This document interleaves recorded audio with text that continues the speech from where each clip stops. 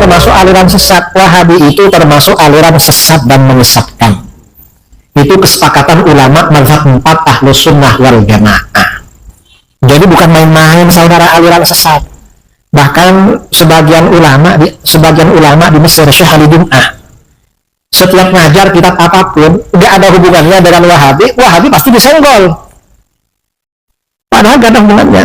Sebagian ulama kita di Aceh setiap ngajar itu pasti nyenggol Wahabi walaupun nggak ada hubungannya.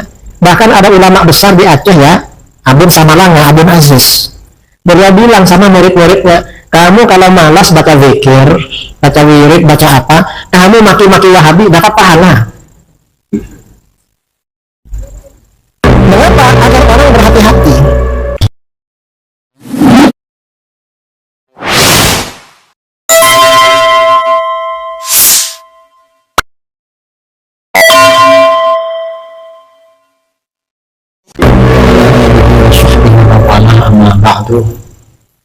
Pada sesi kedua ini kita lanjutkan dengan sesi tanya jawab.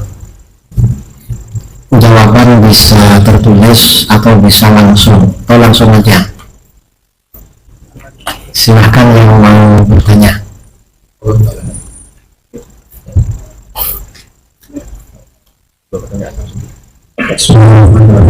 Assalamualaikum warahmatullahi wabarakatuh. Ini mohon pencerahannya. Ada sebagian jamaah kita atau kawan-kawan yang kadang-kadang mereka men-share atau kajian-kajian Salafi atau Wahabi. Sebagian mereka ini berpendapat tidak apa di-share karena di sana pun ada kebaikannya. Mohon pencerahannya. Terima kasih. Assalamualaikum warahmatullahi wabarakatuh. Besar ya kajian atau tulisan orang-orang di luar Ahlus Sunnah wal Jamaah. Kalau isinya itu benar semua itu gak apa-apa. Tapi kalau isinya campuran, ada yang benar, ada yang salah. Ibaratnya begini, sampean ngasih makanan daging ada racunnya, boleh nggak? Di daging itu ada racunnya, kan nggak boleh. Itu nggak boleh juga.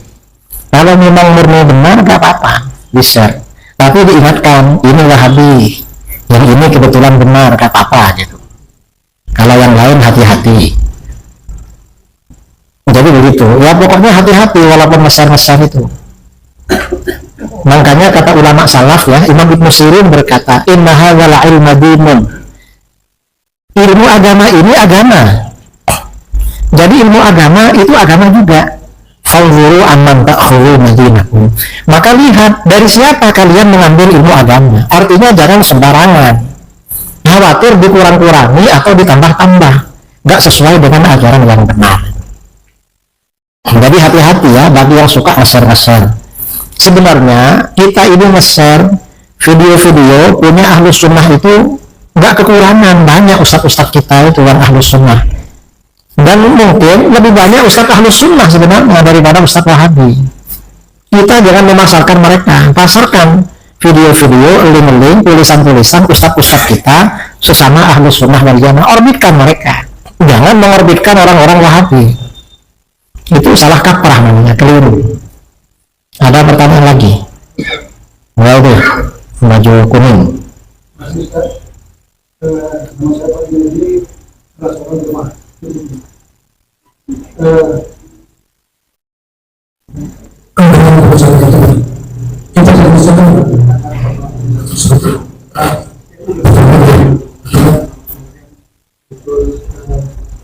Ada perti, ada ya, ada wasliyah. Ya.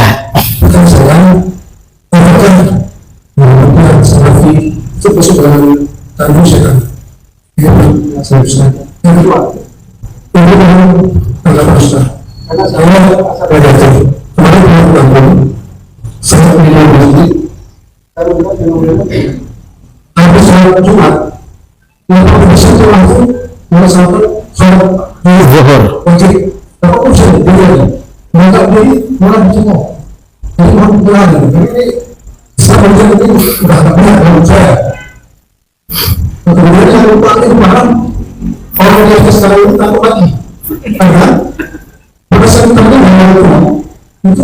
wajib membayar apa namanya itu membayar proses pemakaman. bukan usaha bukan pahala orang tua kita memberikan belas para ustaz kepada orang yang sampai saya terkecil konsep luar biasa menurut saya. Jadi menurut ustaz. Yang pertama, organisasi Muhammadiyah apakah termasuk Wahabi? Muhammadiyah ini pendirinya almarhum Kiai Haji Ahmad Dahlan. Kiai Ahmad Dahlan ini seperguruan dengan pendiri NU Kiai Haji Hasyim Asy'ari. Sama-sama aswaja, sama-sama Ahlus Sunnah wal Jamaah. Bahkan di buku Muhammadiyah Fikih Jilid 3, Fikih Jilid 3 yang terbit di Jogja, di pusat Muhammadiyah itu dulu di Jogja.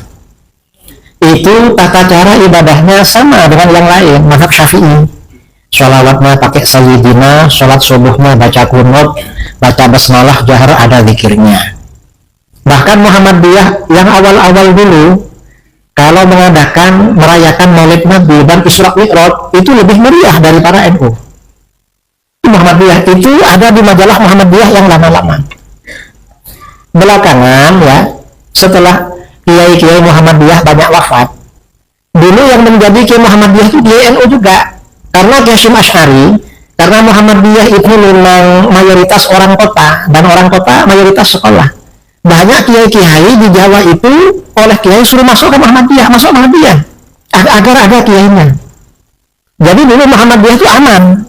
Belakangan setelah kiai-kiai ini banyak wafat, jadi Muhammadiyah yang melanjutkan organisasi Muhammadiyah hanya kader secara organisatoris, bukan kader ideologis. Akhirnya apa? Wahabi mulai masuk ke sana. Lalu didirikan yang namanya Majelis Tarjih. Majelis Tarjih ini pintu masuknya Wahabi. Makanya di Muhammadiyah hasil keputusan tarjih itu ada Wahabinya, aswajanya ada, Wahabinya ada. Dan tauhidnya juga gabungan di putusan tarjih Muhammadiyah itu, tauhid Ahlus Sunnah digabung dengan tauhid Wahabi. Separuhnya aswajah, separuhnya Wahabi. Belakangan ini banyak juga kader-kader pesantren, orang-orang aswaja ya masuk ke Muhammadiyah. Akhirnya sebagian daerah aswaja lagi Muhammadiyah. Ada kawan saya, adik kelas saya ketika di pondok ya, itu kuliah di UNU. Karena di pondok sampai mengajar, sampai alim beliau. Akhirnya ketika kuliah, kalau dosennya itu nyenggol-nyenggol ilmu fikih, sering dikomentari. Ustadz, nggak begitu lah di fikih itu. Akhirnya apa? Beliau langsung jadi asisten dosen. Sekarang jadi dosen dan menjadi pengurus tarjih Muhammadiyah. Akhirnya apa? Beliau ini mengisi masjid-masjid Muhammadiyah di kota itu. Dan sekarang Muhammadiyah sudah tahlilan lagi, sudah maulid lagi. Kemarin curhat pada saya, ini Ustadz mau curhat katanya. Apa? Istri saya antar ke klinik, jumpa dengan anggota ibu-ibu pengajian Muhammadiyah. Loh, istrinya Ustadz? Iya katanya. Ustadznya itu kalau bilang Muhammadiyah tidak daku, tapi ceramahnya NU semua. Padahal dia bukan NU, karena NU ini ya hanya organisasi. Jadi itu. Yang kedua, masalah sholat Jumat diulang dengan sholat zuhur. Memang ya, sholat Jumat sekarang ini, kalau kita berpegangan dengan mazhab Syafi'i, itu memang banyak tidak sah. Contoh bagaimana? Contoh, syarat sahnya Jumat itu dalam satu daerah tidak boleh 2 Jumat dalam satu kampung. Sekarang itu satu kampung masjidnya ada 5. Betul? Terutama setelah muncul perumahan-perumahan. Kadang nggak sampai 200 meter ada masjid lagi sekarang.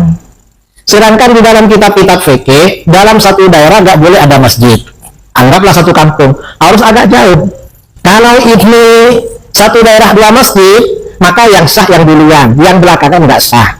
Kalau nggak sah, maka sholat lagi namanya sholat zuhur. Itu sudah betul itu. Yang nggak sholat zuhur itu ya nggak ngerti berarti. Ini contoh ya, contoh. Cuma saya kadang sholat zuhur, kadang enggak. Karena apa namanya? Dan di masjid-masjid sekarang ini, karena yang menjadi khotib, yang menjadi imam itu kadang nggak terseleksi. Saya pernah sholat Jumat di Pekanbaru di masjid. Ternyata khotibnya itu pada waktu khutbah mengartikan ayat salah-salah. Kalau disengaja kan haram. Kalau nggak sengaja, kalau nggak akan makruh khutbahnya. Lalu ketika dia menjadi imam, baca surat Fatihah itu yang panjang dibaca pendek. Iyyaka na'budu wa iyyaka nasta'in. Wah, pendek ini. Akhirnya saya sholat zuhur habis itu. Habis itu Ustaznya, saya selesai sholat zuhur, Pak Mas ada, Pak Ustaz. Apa? Dia nggak kenal saya kebetulan. Ustaz tadi baca iyyaka pendek ya? Kayaknya iya katanya. Ustaz jangan diulang lah, satu masjid gak sah sholatnya. Sambilan yang nanggung. Saya ingatkan langsung. Cuma kemarin saya Jumatan lagi di situ, dia lagi yang khutbah. Cuma imamnya imam masjidnya. Nah, imam masjidnya baca Fatihahnya betul, baca suratnya yang panjang dipendekkan lagi. Ini makruh lagi ini. Yang gini-gini ini memang perlu sholat zuhur kadang-kadang. Cuma orang kalau nggak tahu kan nggak peduli. Kemudian lagi ini ya, yang perlu sholat zuhur lagi khutbah. Khutbah itu kan di dalam kitab-kitab fikih mestinya kan berbahasa Arab. Karena Rasulullah khutbahnya bahasa Arab. Khulafaur Rasyidin Abu Bakar, Umar, Utsman, Ali khutbahnya bahasa Arab. Berarti kalau khutbah bahasa Indonesia hukumnya kan begitu. Sekarang mana ada khutbah yang nggak bahasa Indonesia? Kalau khutbah ini cuma biasanya khutbah itu campuran, ada bahasa Arabnya, ada Indonesianya. Kalau khutbah itu campuran, ada bahasa Arabnya, bahasa Indonesianya. Yang bahasa Indonesia itu berarti memisah antara rukun khutbah. Kalau rukun khutbah itu dipisah dengan hal lain, pendapat Al-Har dalam mazhab Syafi'i tidak sah khutbahnya. Kalau nggak sah, maka Jumatnya nggak sah, maka sholat zuhur. Makanya sebagian daerah di Aceh, kalau khutbah pakai bahasa Indonesia, sebelum selesai, rukun khutbahnya diulang, biar nggak terpisah dengan yang bahasa Indonesia, biar nggak sholat zuhur lagi. Jadi begitu. Di Aceh itu sudah betul itu. Malah paling bagus di Aceh, Iman. Kemudian pertanyaan terakhir, kalau ada orang meninggal, lalu keluarganya ngasih sedekah beras, ngasih apa, itu bagus memang, bagus. Dan jangan memaksakan diri lah. Kalau bisa semampunya. Tapi kalau sampai berhutang, ya kalau berhutang kira-kira mampu bayar, gak apa-apa juga. Ini kadang-kadang ya, orang-orang yang anti sedekah kematian, kadang-kadang alasannya itu loh, karena gak punya sampai berhutang. Nah, walaupun dia berhutang kan bukan kamu yang bayar, kan dia yang bayar. Nah, fenomena hutang ini biasa di negeri kita. Menikahkan anak, hutang. Anak daftar kuliah, hutang. Ya, kadang berangkat umroh gak lunas, ada. Mau berangkat haji bingung untuk pelunasan dari hutangan. Apa gak berangkat? Ya gak berkah kalau gak hutang. Maka bagaimana? Kata para ulama, hutang itu gak apa-apa. Malah kalau niatnya melunasi dapat pahala. Ada kitab hadis namanya Al-Mabjarul Wadih fi Sawabil Amalis Salih, karangan Imam Al-Hafidh Syarafuddin Abdul Mu'min bin Khalaf Ad-Dimyati. Dalam kitab ini ada bab Babu Sawabi man iddana dainan wa nawa wafa'ahu. Bab ini menjelaskan pahalanya orang berhutang asalkan niatnya melunasi. Disampaikan di situ, sebagian sahabat itu kalau nggak punya hutang malah susah. Pembantunya dipanggil, carikan hutangnya. Saya nggak punya hutang, susah nggak punya hutang. Mengapa ditanya, kenapa susah? Karena Rasulullah SAW bersabda, maniddana dainan wa nawa wafa'ahu kana fi aunillah. Siapa yang berhutang dan dia niatnya melunasi, maka dia selalu dalam pertolongan Allah. Saya kalau nggak punya hutang khawatir nggak ditolong oleh Allah, makanya cari hutangan. Cuma hadis ini jangan disampaikan sama ibu-ibu. Mengapa? Nanti bapaknya disuruh hutang beli kalung, payah bapaknya itu. Mengapa ada hadisnya loh, bah? Jangan khawatir, bah, Allah yang menolong abah melunasi hutangnya. Capek suaminya itu. Tapi ada ibu-ibu juga di sini. Tapi gak apa-apalah. Yang penting yang belum dengar jangan tahu. Jadi gak apa-apa itu. Ada lagi.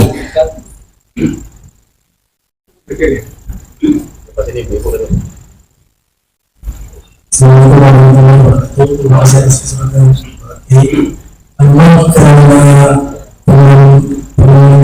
tentang masalah fitrah ini cukup signifikan dan seperti itu. Cuma yang menjadi pertanyaan dari teman saya, mereka menurut akhlak itu ataupun kata-kata akhlak itu juga memberikan dalil yang ya pernikahan seperti awal ini cukup kuat seperti itu, dan mereka menyebutkan hadis seperti ini. Dan itu kami sebagai masyarakat yang awam juga akan percaya seperti itu dengan memberikan dalil-dalil. Dan kedua, dari persoalan tadi apakah pemahaman Wahabi ini termasuk boleh dikatakan oleh istilah pemahaman menyimpang atau boleh dikatakan sesat seperti apa? Terima kasih. Jadi begini ya, aliran-aliran sesat itu menyampaikan kesesatannya pakai dalil, kadang pakai Al-Quran. Dan di Al-Quran memang diterangkan ada orang sesat karena Al-Quran itu ada. Makanya di Al-Quran dikatakan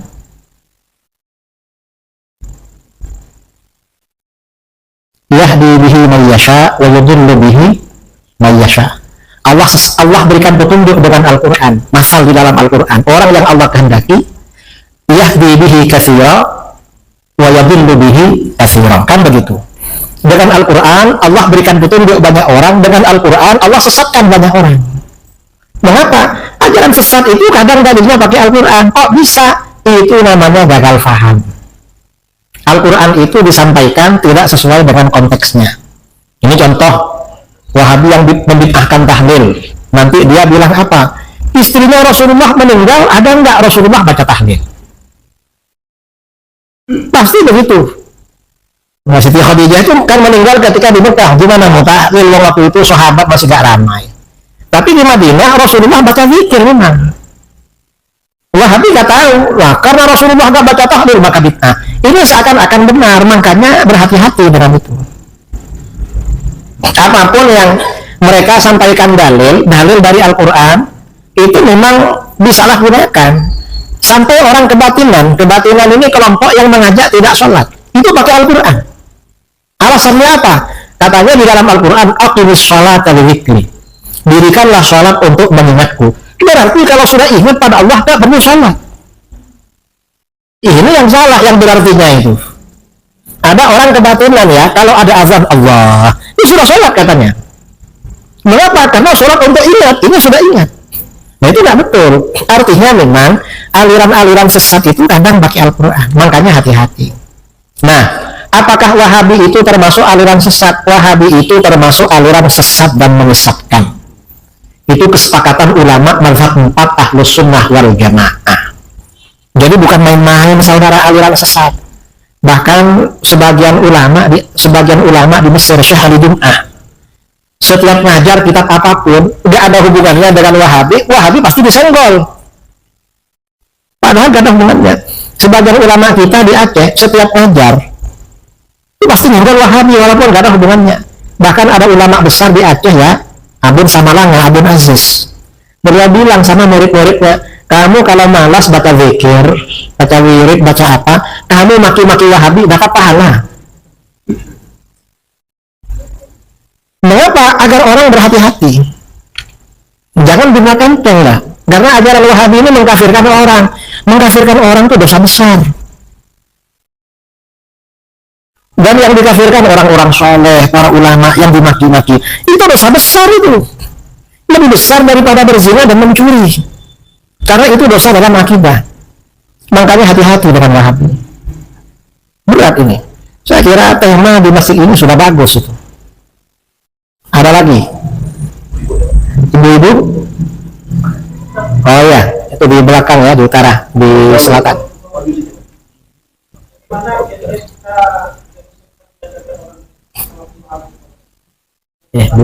Bukunya.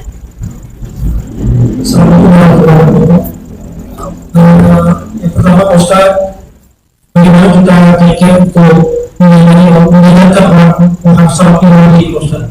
Terus bolehkah kita berimam yang sholat pada orang yang sholat ilmu Ustaz? Assalamualaikum warahmatullahi wabarakatuh. Untuk menyadarkan mereka itu pertama dengan ilmu. Kalau mereka menyampaikan sesuatu maka direspon pakai ilmu. Saya ini bawa buku hadiah untuk Ustaz Ridho yang bawa saya. Buku pintar berdebat dengan Wahabi. Insya Allah ini jilid 1 sama jilid 2. Insya Allah kalau cuma Wahabi Pekanbaru cukup pakai buku saya. Karena Wahabi Pekanbaru gak ada yang pandang. Ini di Pekanbaru marah-marah Wahabi nanti. Langsung di counter besok sama video Wahabi. Ya dan apa namanya, coba lihat video saya tiap hari di Instagram atau di Facebook atau di YouTube.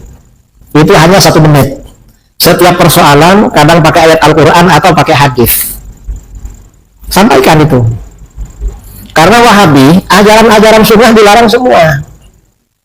Mereka ini kan nggak pernah ke kuburan. Katanya sunnah, Rasulullah tiap malam ke kuburan. Lalu mereka bilang, oh nggak apa-apa ke kuburan, tapi mendoakan ahli kubur, jangan mendoakan diri sendiri. Loh, kata siapa Rasulullah mendoakan dirinya juga di kuburan yang diajarkan? Wahabi ini bikin ajaran-ajaran baru, nggak sama dengan ulama dulu, lalu bilang salaf. Salaf yang mana? Makanya hati-hati. Jadi memang ya perlulah. Kalau ingin menyadarkan ya pakai ilmu. Kalau nggak bisa sendiri, ajak ke ustadz-ustadz di Pekanbaru. Ustadz-ustadz Ahlus Sunnah. Kan sebagian ustadz aswaja di Pekanbaru ada yang mantan Wahabi.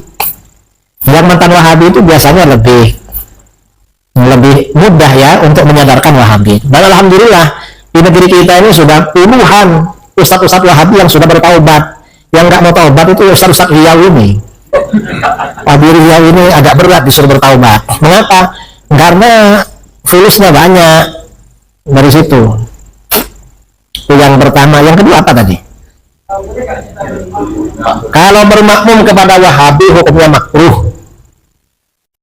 Lalu lebih baik sholat sendiri atau bermakmum? Sebagian ulama mengatakan lebih afdal sholat sendiri, nggak usah bermakmum. Karena kalau bermakmum sama Wahabi biasanya hati ini jengkel. Padahal kita ini kan harus khusyuk sama Tuhan, malah kayak marah begitu. Saya pernah pulang dari Jawa Tengah, naik bus dulu sampai di terminal di Surabaya, sholat subuh, imamnya kok nggak baca Bismillahirrahmanirrahim, langsung, aduh ini kayaknya Wahabi nih, kok langsung Alhamdulillah. Ternyata rakaat kedua nggak baca pun, Pak, ini Wahabi betul. Akhirnya sampai selesai jengkel terus. Apa? Kalau imam di Masjidil Haram dan Masjid Nabawi itu semua mazhab ada. Yang Wahabi kan sudah itu. Yang lain itu sebagian Syafi'i, mazhab lain. Kalau nggak tahu, anggap saja ini mungkin yang Syafi'i ini. Anggap saja begitu, biar nggak makro. Ya nggak apa-apa, cuma kan bacanya sir kan. Kalau imam itu baca Bismillah, bacanya sir, Bismillahirrahmanirrahim. Alhamdulillahirabbil alamin, usah. Tapi kalau memang nggak baca, mazhab Syafi'i batalin. Sholat lagi aja kalau begitu. Apa?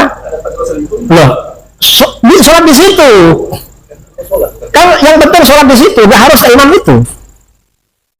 Di Masjidil Haram itu, hotel-hotel itu termasuk haram itu. Sekitar sholat di hotel sekitar Masjidil Haram itu juga 100.000 itu. Nggak harus di Masjidil Haram. Ya, sholat sama pimpinan travelnya itu. Buya, sholat sama Buya lah, ini Wahabi kayaknya gitu. Malah apa begitu ya. Terakhir, apa lagi? Nah, itu ibu-ibu di belakang. Assalamualaikum warahmatullahi wabarakatuh.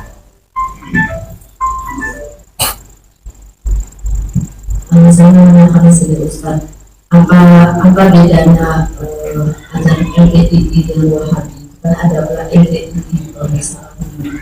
Jadi seperti itu teman saya sekarang di depan rumah dia ada masjid LDII. Jadi mereka selalu menemui orang-orang sekitarnya, sehingga kalau saya itu betul-betul bermasalah tersebut.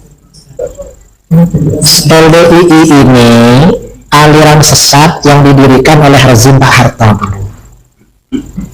Pak Harto ini karena lawan politiknya NU Aswaja, maka untuk melemahkan NU mendirikan LDII. Yang cerita ke saya Mabes Polri. Itu Pak Harto dulu Pak Kiai yang mendirikan katanya. Dan memang ya, ajarannya apa? Ya termasuk ajaran sesat. Mirip Wahabi, cuma Wahabi lokal. Di antara ajarannya apa LDII? Kalau LDII yang dulu, mereka ini punya ajaran LDII itu namanya ajaran mangkul. Mangkul itu artinya apa? Beribadah harus bersanad dan berguru melalui guru mereka. Kalau orang beribadah tidak belajar, tidak bersanad melalui guru mereka, maka tidak sah. Kan sesat. Lalu guru mereka belajar sama siapa? Kan dipertanyakan. Ini ajaran LDII. Kemudian LDII ini punya ajaran Kalau orang singgah ke masjidnya maka menajiskan, makanya dipel. Kemudian LDII ini juga punya keyakinan hanya LDII yang masuk surga. Mereka aliran sesat, mereka tidak punya pimpinan yang punya ilmu, tidak ada, kan mereka tertutup. Dan mereka ini juga punya ajaran ya. Saya ada buku pengakuan mantan LDII, Ustaz LDII. Di dalam ajaran LDII itu boleh mencuri milik orang di luar LDII asal tidak ketahuan, asal orang konangan bahasa Jawanya, karena di bukunya ada bahasa Jawanya. Ya pokoknya hati-hatilah, itu termasuk aliran sesat. Entah kalau ke masjidnya dipel apa enggak, dipel kan? Iya. Saya tahun 2018 diundang ke Bitung, Sulawesi Utara. Waktu itu mau debat dengan Wahabi, LDII dan Muhammadiyah. Ternyata Wahabinya kabur, gak datang, padahal dia yang menantang. Begitu duduk di ruangan, ada orang pakai jas, celana rapi, saya tanya. Habis salaman, saya tanya, siapa? Saya Pak Kiai, pimpinan LDII Sulawesi Utara. Langsung saya tanya, ya, katanya kalau ada orang singgah ke masjidnya langsung dipel. Enggak Kiai, enggak ngaku. Kalau nggak percaya, ya Kiai ke masjid saya, nggak saya pel, kata. Habis itu jasnya saya elus-elus, katanya kalau bajunya dielus-elus dicuci. Enggak Kiai, katanya.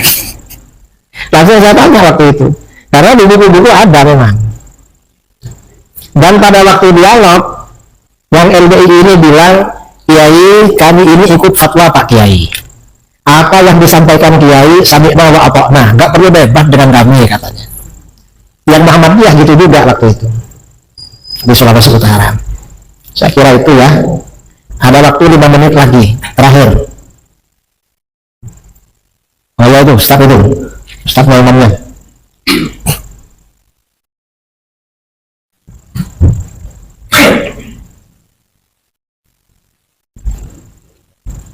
Bismillahirrahmanirrahim. Assalamualaikum warahmatullahi wabarakatuh. Assalamualaikum. Kampus-kampus biasanya dalam les orang ini katanya ada 2 tokoh, yang kedua yang pertama Muhammad Abdullah bin Rustum, yang kedua Abdullah bin Sulaiman dari PBB. Dan orang yang katakan sesat katanya yang Rustum tadi, gimana kira-kira? Karena yang kedua yang jadi keimanan oleh ulama Sunni. Yang kedua adalah di Pekanbaru kayak kebanyakan Wahabi masuk dari jalur tahsin. Padahal kalau melihat dari selanjutnya yang menulis ketika tahsin tajwid itu lama-lama bermasalah. Gimana kira-kira? Sekian, assalamualaikum warahmatullahi wabarakatuh. Itu cara ngeles Wahabi. Kamu Wahabi? Enggak, Wahabi yang sesat itu pengikutnya Wahab bin Rustum pada abad ketiga Hijriah. Jawaban kita itu Wahabi masa lalu yang sesat. Kamu Wahabi juga, Muhammad bin Abdul Wahab itu Wahabi juga, dan itu Wahabi modern, sesat juga. Sama-sama sesat. Cuma kamu lebih sesat dari yang dulu. Mengapa? Kalau Wahabi masa lalu, Khawarij masa lalu, itu mengkafirkan pelaku dosa besar. Pelaku dosa besar. Kalau Wahabi sekarang mengkafirkan orang yang melakukan sunnah. Lebih parah yang Wahabi sekarang. Itu Wahabi masa lalu lebih ringan dari kamu. Kamu lebih berat lagi kamu. Karena Wahabi yang dulu mengkafirkan pelaku dosa besar, Wahabi yang sekarang mengkafirkan pelaku sunnah. Lebih parah yang sekarang. Jangan dibuat enteng Wahabi ini. Jadi berat yang Wahabi ini ya, jangan enteng. Dan kalau punya saudara, punya siapa, masuk ke lembaga Wahabi diingatkan. Karena kalau masuk ke situ, sebentar lagi menjadi anak durhaka. Nyalah-nyalahkan orang tuanya, memutus silaturahmi dengan orang tua dan keluarganya. Saya beberapa kali jumpa dengan mantan Wahabi. Beberapa waktu kemarin di Bogor mantan Wahabi takfiri itu. Saya tanya, kamu dulu gimana? Iya Kiai, saya putus hubungan dengan orang tua dan saudara. Kenapa putus? Karena mereka saya anggap kafir. Gimana mau berinteraksi dengan orang kafir? Jadi orang tuanya dikafirkan kalau anak ikut Wahabi. Hati-hati ya. Yang kedua, Wahabi ini memang menyebarkan faham Wahabi dengan program tahfidz atau tahsin Al-Quran. Padahal imam-imam kita yang fasih itu banyak, nggak perlu ke tempat Wahabi. Banyak lah imam-imam kita yang fasih itu, dan insya Allah nggak kalah fasih. Ini kadang-kadang Wahabinya keliru-keliru bacanya. Saya pernah ya sholat subuh di Madura, bermakmum di masjid, kok ternyata nggak baca basmalah. Aduh, kayak Wahabi ini. Lalu dia baca ayat Al-Quran, kan bermakmum sama Wahabi makruh.